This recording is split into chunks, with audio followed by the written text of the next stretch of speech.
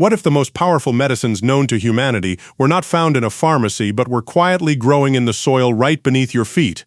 While modern science often chases the latest synthetic trends, researchers are now rediscovering backyard weeds that can actively regenerate skin cells, rebuild the gut lining, and protect the body from the inside out.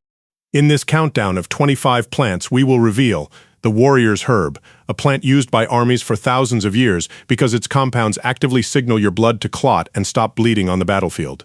Nature's aspirin, the original botanical blueprint for the world's most famous painkiller, except this plant contains natural buffers that heal the stomach instead of irritating it.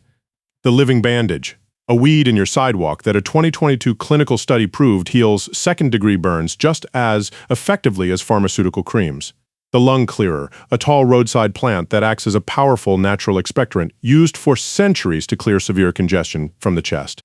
And the super antibiotic, a thorny shrub currently outperforming modern drugs in university trials against MRSA and other antibiotic-resistant bacteria. These are not superstitions. They are documented clinical powerhouses backed by peer-reviewed research and university studies. These plants were not abandoned because they stopped working. They were forgotten because they are too independent, too resilient, and too easy to grow for free. By the time we reach number 1, you will realize that the most potent living pharmacy has been in your backyard all along. Everything presented in this video is strictly for educational purposes. Nothing here constitutes medical advice. Always consult a qualified healthcare professional before making any changes to your health practices. Number 25 is Bittercress. It is a small plant, low to the ground, with tiny white flowers and feathery leaves that barely reach your ankle. You have probably pulled it out of the garden dozens of times and tossed it without a second thought. But for hundreds of years before vitamin C tablets or pharmacies existed, Bittercress was one of the first medicines people turned to the moment winter ended. After months without fresh greens, the human body runs genuinely low, and Bittercress comes up weeks before almost anything else. The leaves are rich in vitamin C and contain compounds called glucosinolates, which are sulfur-based substances that stimulate the liver and help the immune system shift back into gear. European herbalists used it at the start of a cold or fever specifically because it promotes sweating, which is one of the ways the body actively clears an infection. To use it, harvest the young leaves in early spring before the plant flowers and toss them into a salad. They have a peppery, slightly spicy bite. Or steep a small handful in hot water for 10 minutes and drink it as a simple tea. It is entirely safe, and it grows across USDA zones 4 through 9, which covers the majority of the continental United States. This plant has been volunteering itself into gardens for centuries, offering medicine for free, and we have been pulling it out. Next up is a plant with electric blue flowers that medieval doctors prescribed specifically for anxiety and low mood, and the science shows they were not wrong. Number 24 is Borage. If you have ever grown it, you know those flowers, vivid, almost electric blue star-shaped and hanging in clusters. Medieval European herbalists called borage the herb of gladness, and that was not a poetic name. It was a clinical one. Borage was what they prescribed for melancholy, for what we would call anxiety and low mood today. Across European, Arabic, and Ayurvedic traditions, 3 medical systems with no contact with each other, borage consistently appeared as the plant for a nervous system under strain. The science underneath that tradition is a fatty acid called GLA, or gamma-linolenic acid, which has well-documented anti-inflammatory effects on the nervous system and hormonal pathways. The flowers and leaves also support the adrenal glands, which work overtime when the body is under chronic stress. The fresh flowers have a gentle cucumber flavor and are excellent in a salad. The leaves make a calming, cooling tea when steeped in hot water. The seed oil, available as a supplement, carries the highest concentration of GLA. Borage is generally safe, though large quantities should be avoided during pregnancy. Once you plant it, you rarely need to plant it again. It self-seeds freely and comes back on its own each year, growing across USDA zones 3 through 10.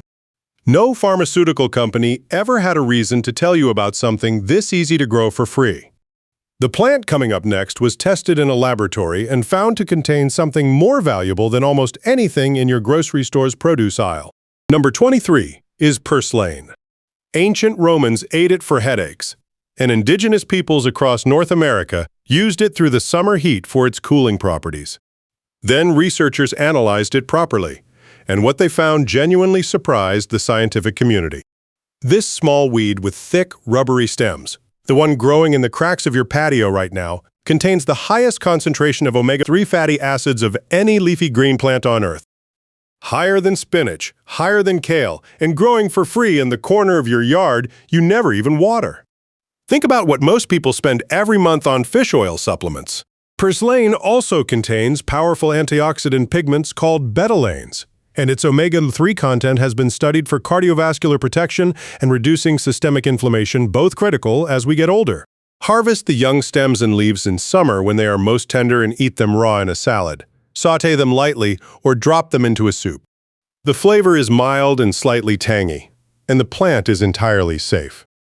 Purslane thrives across USDA zones 3 through 10, including in the hottest, driest spots in your yard where nothing else will grow. It has been there all along. Coming up, a plant European settlers deliberately carried across the ocean as medicine, and then we spent generations buying herbicide to kill it. Number 22 is ground ivy, which most people know as creeping Charlie. It spreads in dense mats, refuses to die, and has driven generations of homeowners to expensive herbicides. But before you reach for the spray bottle, here is something worth knowing. European settlers brought ground ivy to America deliberately because they considered it medicine. Before hops became the standard for brewing, ground ivy was used to clarify ale, which is exactly how it earned the old name aloehoof. Medically, it was far more important than that. It was one of the primary lung herbs in medieval European medicine. It contains volatile oils and bitter compounds that act as an expectorant, loosening mucus and moving it out of the lungs. Traditional herbalists also used it for tinnitus and sinus congestion, believing it helped drain stagnant fluid from the ears and head. To use it, steep a tablespoon of fresh or dried leaves in hot water for 10 minutes and drink up to 3 cups a day during a respiratory illness. You can also lean over a bowl of the strong tea with a towel over your head and breathe it in as a steam inhalation. Ground ivy grows across USDA zones 3 through 9 and is almost certainly in your lawn right now. We carried it across an ocean and planted it on purpose, and then we spent generations paying to eliminate it. The next plant is one that the lawn care industry convinced an entire country to destroy, but 2,000 years of people before them knew exactly what it was worth. Number 21 is the dandelion, and it may be the single most nutritionally dense plant on this entire list. The lawn care industry became enormously profitable in the 20th century, partly by convincing homeowners that something their ancestors ate for thousands of years was a chemical emergency. Here is what they did not tell you. Dandelion leaves contain more beta-carotene than carrots, more calcium than milk gram for gram, and more iron than spinach. Every part of the plant, root, leaf, and flower, has a documented medicinal use. The bitter compounds in the leaves stimulate bile production in the liver, which improves fat digestion, supports toxin clearance, and helps the digestive system do its job properly. Roasted dandelion root makes one of the best natural coffee substitutes available. Rich, earthy, and deeply satisfying without any caffeine crash. Dandelion is also a natural diuretic, but with a critical difference from a pharmaceutical one. It replenishes potassium while it works, instead of stripping it out. The young spring leaves are excellent raw in salads. Roasted roots make a warming tea, and the flowers can be turned into a simple syrup. The whole plant is safe for most people. Avoid it only if you have a ragweed allergy or are already taking a prescription diuretic. Dandelion grows in every USDA zone across America and is already in your yard right now. The people who came before us, who could not afford to waste a thing, knew exactly what they had. Before we move into Chapter 2, if you are learning things here you genuinely did not know, subscribe to this channel. Every week we go this deep into forgotten knowledge that still has real science behind it, presented clearly with visuals and without the filler. Subscribe now and hit the bell because the next plant up is one that Native Americans called the living bandage, and a 2022 clinical study compared it directly to a pharmaceutical burn cream. Number 20 is plantain weed. Not the banana, the weed pressed flat against the ground that everybody steps on. That broad, ribbed leaf in every cracked sidewalk, every gravel path, every lawn that has gone a little wild, it has been used as medicine on every inhabited continent on Earth. When European settlers arrived in North America, Indigenous peoples noticed that this plant appeared everywhere the settlers walked, growing in the compacted, disturbed soil of their trails and footpaths. They named it white man's footprint, and they quickly learned the plant following the invaders was worth knowing. Plantain contains compounds that reduce swelling, slow bleeding, and draw irritants out of the skin. Not superstition, but documented biology. A 2022 clinical study compared plantain leaf extract directly to silver sulfadiazine, which is the standard pharmaceutical cream for second-degree burns, and the plantain group healed comparably without the side effects.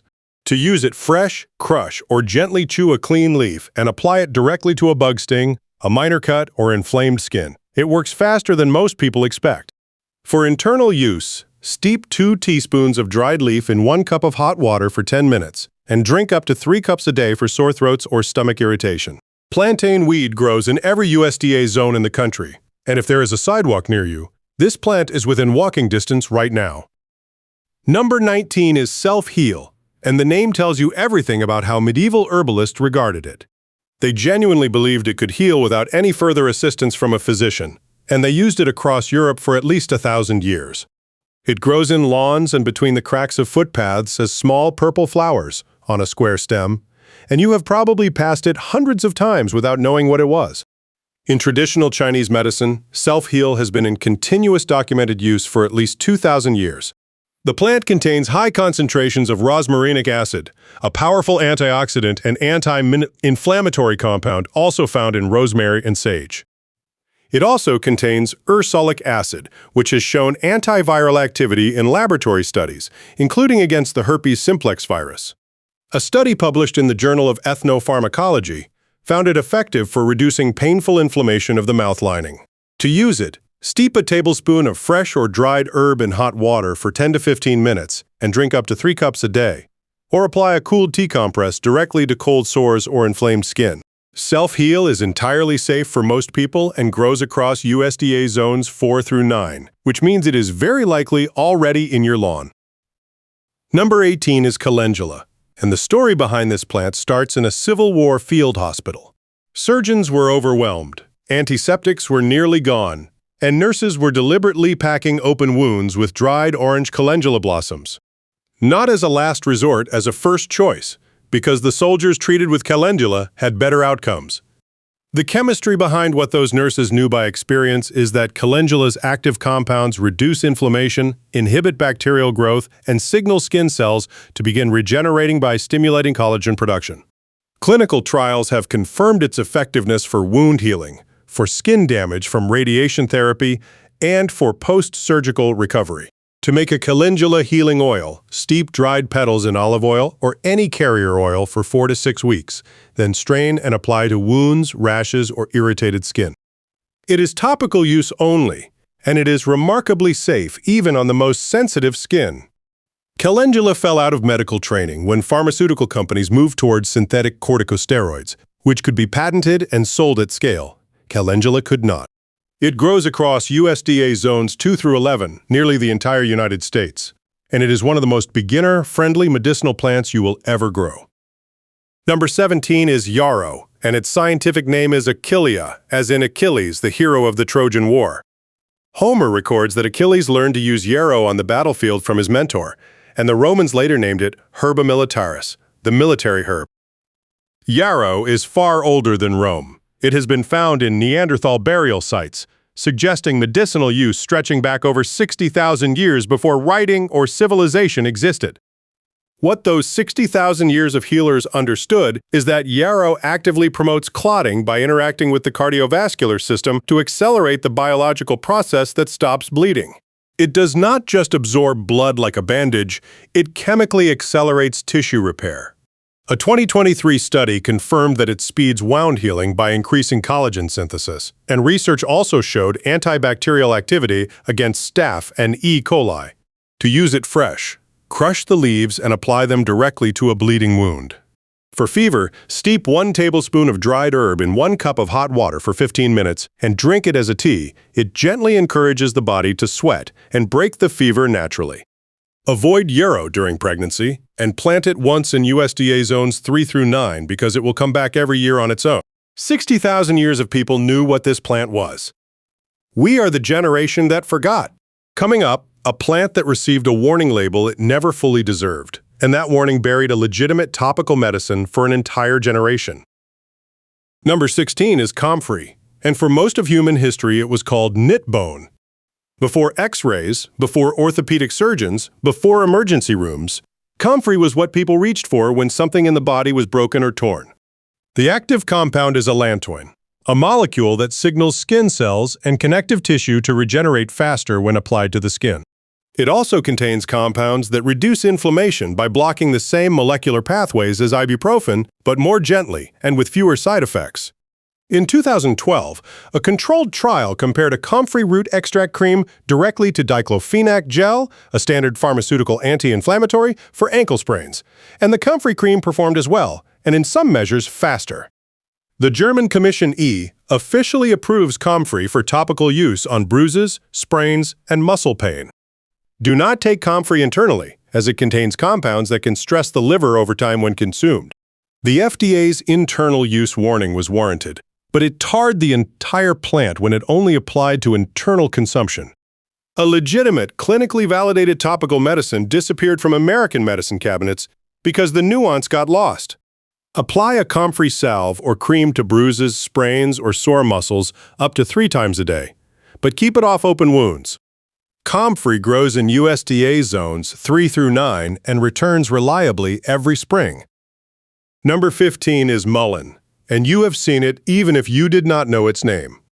It is that tall plant, sometimes 6 feet high, standing along every American highway, with a spike of soft yellow flowers and enormous velvety leaves at the base.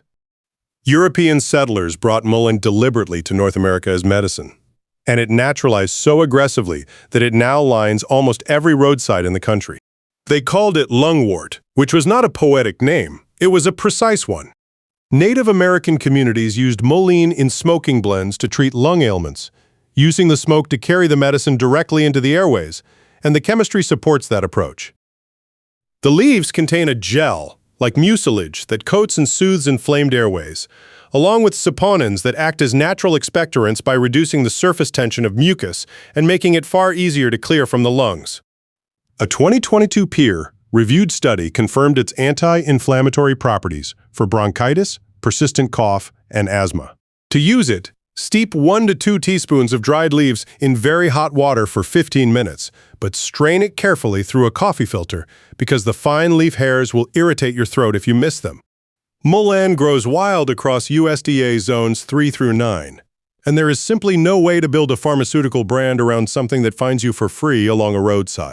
Number 14 is thyme, and at some point in the last 100 years, it quietly relocated from the medicine cabinet to the spice rack. Ancient Egyptians used it in embalming, Greek physicians prescribed it for lung disorders, and medieval herbalists carried it specifically as protection against plague. Thyme was never primarily a kitchen herb. It was a medicine that also happened to taste extraordinary. Its active compound is thymol, one of the most potent natural antiseptics known to science, and you already have it in your bathroom. Thymol is the active compound in Listerine mouthwash. Thymol disrupts bacterial cell membranes, breaks down biofilm, the protective shield bacteria used to resist antibiotics, and is the basis for a German cough syrup that the European Medicines Agency officially approves for bronchitis and upper respiratory illness. A clinical trial involving over 360 patients compared a thyme-based syrup to the pharmaceutical expectorant Ambroxol, and the thyme syrup performed comparably. To use it, steep 1 to 2 teaspoons of fresh or dried thyme in hot water for 10 minutes and drink up to 4 times a day when you are sick. Or make thyme honey by adding fresh sprigs to raw honey, letting it infuse for 2 to 4 weeks, and taking a tablespoon at a time. Thyme grows across USDA zones 4 through 9, and a small pot on a kitchen windowsill gives you a respiratory medicine and a cooking herb at the same time. Number 13 is Horehound, and if you grew up in America before the 1970s, you may remember Horehound candy. That flavor, sharp, intensely bitter, unmistakably medicinal, was in general stores and old candy shops, and it was in the pocket of every grandmother who pressed one into your hand when you had a cough. It was not candy dressed up as medicine. It was medicine dressed up as candy, so children would actually take it. The active compound is merobian, which acts directly on bronchial tissue as an expectorant, thinning mucus, making it easier to expel, and calming the bronchial spasm behind that dry, unproductive nighttime cough that keeps you awake without clearing anything. The German Commission E has officially approved white horehound for upper respiratory illness and bronchitis. To use it, steep 1 to 2 teaspoons of dried horehound in hot water for 10 to 15 minutes. Add honey to take the edge off the bitterness, and drink up to 3 cups a day. Horehound grows across USDA zones 3 through 10. It is resilient and drought, tolerant, and easy to start from seed. Your grandmother's candy was, quite literally, a prescription. We are at the halfway point, 13 plants covered, 12 to go. Before we continue, something needs to be said plainly. Every plant we have covered has a documented active compound, a studied mechanism, and peer-reviewed research behind it. These are not remedies kept alive by people who did not know any better. They are plants that your grandparents used, that modern researchers have studied, and that were set aside, not because the science failed, but because they cannot be patented. Without a patent, there is no financial incentive to fund the clinical trials that bring something into mainstream medical practice. And that is not a conspiracy theory. That is simply how pharmaceutical development works. The second half of this list goes deeper into pain management, gut health, and the immune system. And one plant coming up, a thorny backyard shrub most people walk past without a glance, is being actively tested against MRSA, methicillin-resistant Staphylococcus aureus, in a 2024 peer-reviewed study from a university laboratory. 12 more, and we aren't stopping yet. Number 12 is Elecampane, and according to legend, it is named for Helen of Troy, who is said to be holding a handful of its flowers when she was taken from Sparta. Whether that is history or mythology, the medical record around this plant is not mythological at all. Elecampane appears in European, Chinese, and Ayurvedic medical traditions across more than 2,500 years, and in all of them, it was used for the same thing. Not for an ordinary cold, not for a passing illness, but for the deep and stubborn lung problems, the cough that settled in after a serious illness and would not leave for weeks. The roots contain inulin, a prebiotic fiber that also supports immune function, and a compound called allentolactone with documented antimicrobial and anti-inflammatory properties. A study in the International Journal of Tuberculosis and Lung Disease found that allentolactone showed inhibitory activity against tuberculosis strains, and Elecampane root is formally listed in the British Herbal Pharmacopoeia as a respiratory agent for chronic bronchitis. To use it, not steep, but simmer 1 teaspoon of dried root in 2 cups of water for 20 minutes, because a proper low boil is what extracts the active compounds from root material. Drink 1 cup twice a day and give it 2 to 4 weeks to show its full effect for chronic respiratory conditions. Avoid during pregnancy and grow it in USDA zones 3 through 8, harvesting the roots in fall of the 2nd or 3rd year. Number 11 is Meadowsweet, and this plant is the reason the word aspirin exists. Meadowsweet's former scientific name was Spirea ulmaria, and when Bayer synthesized acetylsalicylic acid in 1897, the spear in aspirin came directly from that name, an acknowledgement, built into the drug's name, of where it came from. Here is the part almost nobody talks about. The original plant contains not only salicylates that relieve pain, but also tannins and a gel, like mucilage, that protect the stomach lining at the same time. When Bayer synthesized aspirin, they isolated the pain-killing compound and left the stomach protection behind. The drug they patented and sold us causes the very stomach damage that the original plant naturally prevents. They gave us half a plant and charged us for a full medicine. Meadowsweet is listed in the British Herbal Pharmacopoeia for treating gastric ulcers, and to use it, steep 2 teaspoons of dried flowers in hot water for 10 to 15 minutes. Drink up to 3 times a day for joint pain, headache, or fever, but avoid it if you have a salicylate sensitivity or are taking blood thinners, and avoid it during pregnancy. Meadowsweet suits USDA zones 3 through 8, thrives in consistently damp soil near water, and will produce a harvest for years once established. The name of the most common painkiller on Earth is carved into this plant's history. We simply forgot to read it. Number 10 is willow bark, and in 1828, a German chemist isolated its active compound and named it salicin, after salix, the Latin word for willow, because he knew exactly where it had come from. People had been using willow bark for fever and pain since ancient Greece. Hippocrates mentioned it. And indigenous peoples across North America used multiple willow species for pain relief long before European contact. For thousands of years, the whole bark worked. Then the compound was isolated, modified, patented, and sold back to us as aspirin. Here is what changed in that process. Salicin from willow bark converts to salicylic acid in the body through the same pain, relieving pathway as aspirin, but more slowly and more gently. Because the conversion happens gradually, the stomach is exposed to far lower concentrations at any one time, which researchers believe explains why willow bark is better tolerated than pharmaceutical aspirin by most people. A Cochrane systematic review found willow bark significantly superior to placebo for lower back pain, and a study in the Journal of Rheumatology found it comparable to a COX-2 inhibitor drug for osteoarthritis. In Germany, willow bark is an officially approved herbal medicine for fever, pain, and rheumatic complaints. Simmer 1 to 2 teaspoons of dried bark in 2 cups of water for 20 minutes, strain, and drink up to twice a day. Avoid it if you have a salicylate allergy, are on blood thinners, or have kidney or liver disease. Willow trees grow across USDA zones 2 through 8 in moist soil near water, and you harvest bark from second-year branches in early spring.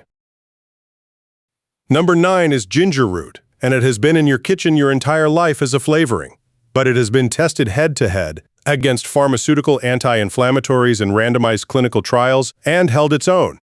Ginger contains compounds called gingerols and shogals that inhibit the same inflammatory enzymes targeted by ibuprofen and naproxen, and also act on an additional inflammatory pathway that standard over-the-counter medications do not address effectively. A randomized trial published in Arthritis and Rheumatism compared ginger extract directly to ibuprofen for knee osteoarthritis and found that ginger outperformed placebo significantly while showing comparable pain relief to ibuprofen with fewer gastrointestinal side effects. For anti-inflammatory use, fresh ginger is significantly more potent than dried. Aim for a thumb-sized piece daily, sliced thin and steeped in hot water for 10 minutes, or added generously to cooking. Ginger is safe for most people, though it may interact with blood thinners in high doses. In the ground, it thrives in USDA zones 8 through 12, but it grows beautifully in a container indoors in colder climates and will give you fresh medicine year-round. Number 8 is St. John's wort, and it is already growing near you right now. It lines roadsides, fields, and disturbed ground across every U.S. state and most of Canada, with small, bright yellow flowers that bloom reliably each summer. It is also one of the most thoroughly researched medicinal plants on Earth, with over 30 randomized controlled trials behind it. In Germany, St. John's wort is an officially licensed antidepressant prescribed by physicians more often than fluoxetine for mild to moderate depression. A Cochrane systematic review, the highest standard of evidence synthesis in medicine, analyzed 29 clinical trials and concluded it was significantly superior to placebo and comparable to standard antidepressants with markedly fewer side effects. The active compounds are hypericin and hyperforin, which influence serotonin, dopamine, and norepinephrine pathways, the same pathways targeted by pharmaceutical antidepressants. But St. John's wort is not only a mood herb. It has well-documented anti-inflammatory and analgesic properties and has been studied specifically for nerve pain, the burning, shooting, electric shock type of pain that standard anti-inflammatories do not reach well. A controlled trial published in Phytomedicine found it significantly effective for sciatica and nerve root compression pain. To use it, take a standardized extract with 300 milligrams of hypericin content 3 times daily and expect to give it 4 to 6 weeks before judging the effect. It builds gradually, just like the pharmaceutical alternatives. The important caution is that St. John's wort interacts with a significant number of medications, including birth control pills, blood thinners, antivirals, and antidepressants. Check with your doctor before combining it with any existing prescription. It grows across USDA zones 3 through 8 and is already lining the roads and fields around you, producing clinical-grade medicine that Europe prescribes by name. We spray it and drive past it without a second glance. Number 7 is Goldenrod, and before we talk about what it does, we need to clear up over 100 years of mistaken identity. It lines roadsides, meadows, and open fields across nearly every U.S. state. With tall yellow plumes that bloom every late summer at exactly the same time people start sneezing. The real cause of that sneezing is ragweed, not goldenrod. Ragweed produces light, airborne pollen in massive quantities, while goldenrod's pollen is heavy and sticky and spread mainly by insects, not wind. Goldenrod is just the one you can actually see, so it has taken the blame for over a century while the real culprit goes unnoticed. The European Medicines Agency officially recognizes it as a treatment for inflammation of the lower urinary tract, and in Germany it remains an approved remedy for urinary tract irritation and kidney stone prevention. To use it, steep 1 to 2 teaspoons of dried goldenrod in hot water for 10 to 15 minutes and drink up to 3 cups a day. Avoid it if you have kidney disease or take a prescription diuretic, since it has a natural flushing effect on the body. It grows wild across nearly every U.S. state and is one of the most important late-season food sources for bees and butterflies. One of the most recognizable plants on the American roadside has been wrongly blamed for 100 years, while quietly holding a real medical use the entire time. Number 6 is marshmallow root, and the fluffy white candy sitting in your hot chocolate right now actually takes its name from this exact plant. It grows as a tall perennial with soft, pale pink flowers, often found in damp meadows, garden borders, and along riverbanks throughout much of the country. Early candy makers whipped the root extract with sugar and egg whites and sold it specifically as a remedy for sore throats and stomach irritation. When manufacturers later replaced the root with cheap gelatin and corn syrup, the medicine disappeared completely, and only the name and the shape survived. The root contains up to 35% mucilage, a thick, gel-like substance that forms instantly the moment it touches water. That gel coats the entire digestive tract on contact, which is why it has long been used for acid reflux, a sensitive stomach, and general digestive irritation. A study published in the journal Complementary Medicine Research found that marshmallow root syrup significantly reduced symptoms of dry cough and throat irritation. For digestive use, herbalists recommend a cold water infusion rather than hot tea, soaking the dried root in cold water for several hours to draw out the most mucilage. It grows easily across most of the United States and can be planted once for years of repeat harvest. The candy on store shelves today kept the name, the color, and the shape, but lost the one ingredient that ever made it worth eating. Number 5 is yellow dock, and old herbal texts once described it using a phrase that sounds almost unscientific today, a blood purifier. It grows in nearly every unmowed field, ditch, and roadside in the country, with large wavy-edged leaves near the ground and a tall, rust-colored seed stalk that rises in summer. That old-fashioned language got the plant dismissed by modern medicine, but underneath it was a fairly simple and well-documented idea. The root was traditionally used to stimulate the liver and improve bile production, which supports the body's natural process of clearing waste through digestion. It also contains iron in a form the body absorbs fairly easily, which is part of why it was historically used for people who felt run down or low in energy. Herbalists have also used it for skin conditions like chronic eczema, on the idea that clearer digestion often shows up as clearer skin. To use it, simmer 1 teaspoon of the dried root in 2 cups of water for 20 minutes and drink 1 cup before meals. It tends to work slowly, so people typically give it 2 to 4 weeks before expecting a noticeable change. Avoid it if you are prone to kidney stones, since the root naturally contains oxalates. It grows in nearly every state and rarely needs to be planted on purpose, since it shows up wherever the ground is left alone. A plant this common, growing in plain sight along thousands of miles of American roadside, has quietly carried a real reputation for generations. Number 4 is Agrimony, and almost nobody in America today would recognize it by name, even though it has one of the longest medical records in European history. It grows in open fields and along the edges of woodlands, with slender spikes of small yellow flowers and burr-like seeds that catch on clothing and animal fur as they pass. Healers in England, Germany, France, Poland, and Russia all use this plant for the same handful of conditions for centuries, without any contact between them. That kind of agreement across cultures that never spoke to one another usually points to something real working underneath the tradition. Agrimony is rich in tannins, astringent compounds that tighten and tone the lining of the digestive tract, which is part of why it was so widely used for diarrhea and an inflamed gut.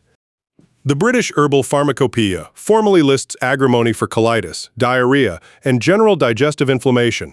It was also brewed as a stronger tea and used as a gargle for sore throats, a practical use that fits its tightening, soothing nature. To use it, steep 1 to 2 teaspoons of the dried herb in hot water for 15 minutes and drink up to 3 cups a day.